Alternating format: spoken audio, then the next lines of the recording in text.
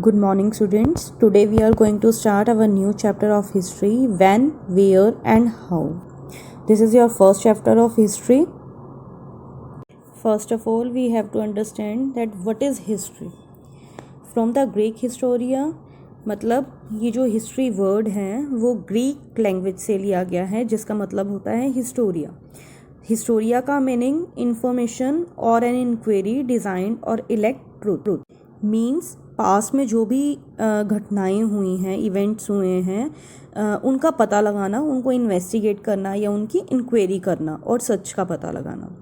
Second is the term history is often defined differently by different historians and social scientist. अब different जो historians थे उन्होंने history को अपने डिफरेंट टर्म में ही एक्सप्लेन किया है. For us a chronological record of events significant and otherwise including an explanation of the cause of those events. अब अगर हम इसको इजी लैंग्वेज में देखें तो हिस्ट्री क्या है. हिस्ट्री एक क्रोनोलॉजिकल रिकॉर्ड्स होता है, पास में जो भी चीज़ें हुई थी उसको बताता है, प्लस उसके साथ साथ जो भी इवेंट्स हुए थे, जो भी घटनाएं हुए थी वो कब हुई थी, कैसे हुई थी और क्यों हुई थी, ये भी एक्सप्लेन करता है.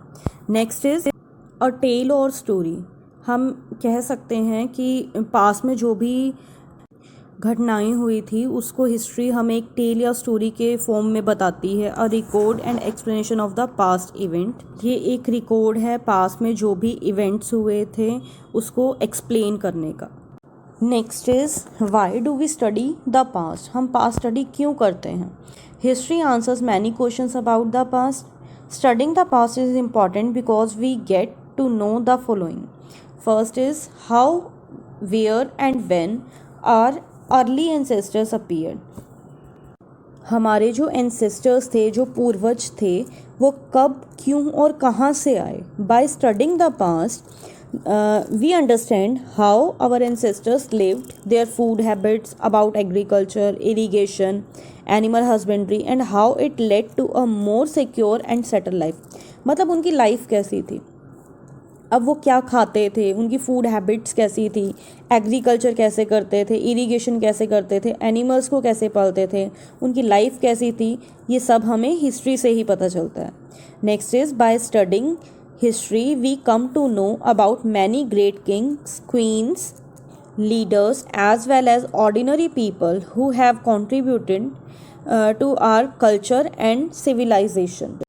अब इससे हमें ये भी पता चलता है कि वहाँ पहले के टाइम में किंग्स, क्वींस कैसे होते थे, वहाँ के लोग कैसे होते थे, उनका क्या कंट्रीब्यूशन था हमारे कल्चर को बनाने में. Next is studying history is also necessary to know how scripts involved and how the language that we speak have came into being. History को रीड करना इसलिए भी ज़रूरी है क्योंकि इससे हमें ये पता चलता है कि जो हम लैंग्वेज बोल रहे हैं या हमारी कंट्री में इतनी सारी लैंग्वेजेस जो हैं वो बोली जाती हैं वो कहाँ से आई, उनकी स्क्रिप्ट क्या थी. Many people such as historians and archaeologist who specialise in the field of studying the past help us to solve the mysteries of the past. History के जो स्पेशलिस्ट होते हैं उनको आर्कोलॉजिस्ट बोला जाता है. Who specialise in the field of studying the past, जो हमारी हेल्प करते हैं किस चीज़ के अंदर, हिस्ट्री की जो भी मिस्ट्रीज होती हैं, जो भी घटनाएं होती हैं उनका पता लगाने में. Next topic is period and periodisation. Historians have divided the past into two broad periods, pre history and history. First of all, prehistory is a long period of human evolution before the invention of writing. Prehistory जो है वो human development की writing की invention से पहले की history है, पहले के बारे में बताया गया है.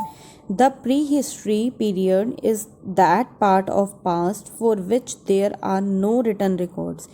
मतलब prehistory हिस्ट्री का एक ऐसा पार्ट है जिसका कोई रिटन रिकॉर्ड नहीं है हमारे पास. Human at this time were hunter gathers.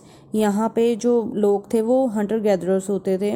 And therefore did not led a settled life. उनकी जो लाइफ थी वो सेटल नहीं थी, वो इधर उधर घूमते रहते थे, खाने के लिए शिकार करते थे उनकी कोई सेटल्ड लाइफ नहीं थी। To understand pre history archaeologist dig deep into the ground and learn about life in the past from the archaeological remains they find. These remains could be tools, jewelry, pots, bones, monuments and buildings. अब उन लोगों के बारे में जानने के लिए जो आर्कियोलॉजिस्ट थे उन्होंने खुदाई करवाई, जहाँ पे वो लोग मिल सकते थे, उनके कुछ अवशेष मिल सकते थे। उन पार्ट्स को डिग करवाया गया। वहाँ से उन्होंने क्या किया, उनकी खुदाई करवा के उन जगहों की जहाँ पे उनके कुछ रिमेन्स मिल सकते थे, वहाँ की खुदाई करवाई। वहाँ से उन लोगों के होने के बहुत सारे प्रूफ मिले, जैसे कुछ टूल्स मिली खुदाई में, ज्वेलरी मिली कि लोग कैसे ज्वेलरी यूज़ करते थे उस टाइम पे, बहुत से पोर्ट्स मिले अलग अलग तरह के, बोन्स मिले, मॉन्यूमेंट्स एंड बिल्डिंग्स, मतलब बहुत अलग अलग तरह की चीज़ें निकाली गई। History is the period of the past that comes after the invention of writing.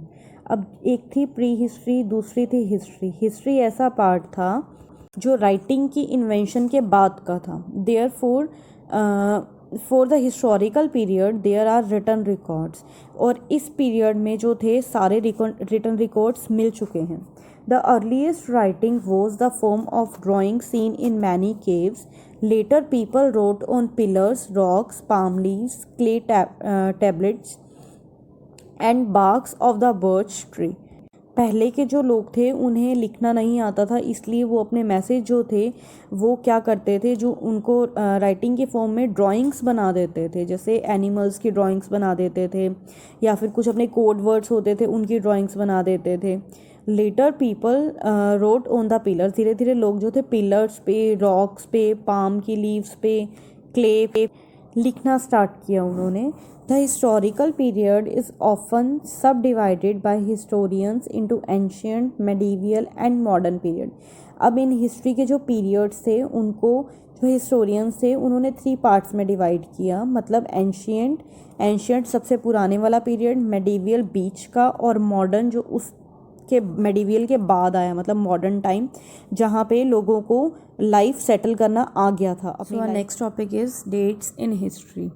History के अंदर हम डेट्स को BC और AD की फॉर्म में लेते हैं। BC does stand for before Christ, मतलब BC का मतलब है बिफोर क्राइस्ट, मतलब जीसस क्राइस्ट के बर्थ से पहले।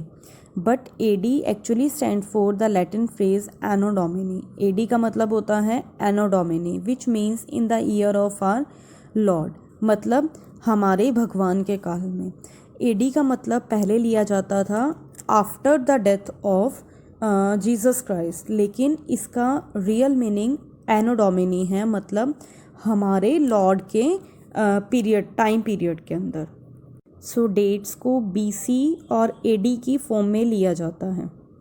अब हम देखते हैं डिफरेंस। अब BC और AD, BC का मतलब before the birth of Jesus Christ और AD मतलब एनो डोमिनी।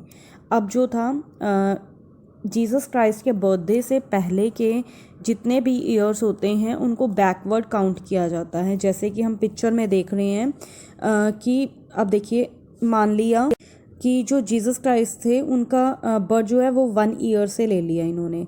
अब देखिए बिफोर क्राइस्ट मतलब पहले के ईयर्स देखिए, इनको बैकवर्ड काउंट किया गया है, मतलब कि लास्ट को 100 BC, फिर 200, फिर 300, मतलब बैकवर्ड बढ़ रहे हैं, ठीक है। और AD में देखिए, AD में फॉरवर्ड जाएंगे, मतलब सीधे जाएंगे, पहले 100 AD, फिर 200 AD, फिर 300 AD। हिस्ट्री के अंदर जो डेट्स हैं उनको ऐसे ही काउंट किया जाता है, मतलब बर्थ से पहले की बैकवर्ड और बिफोर, और बाद की जो हैं वो फॉरवर्ड जाती हैं।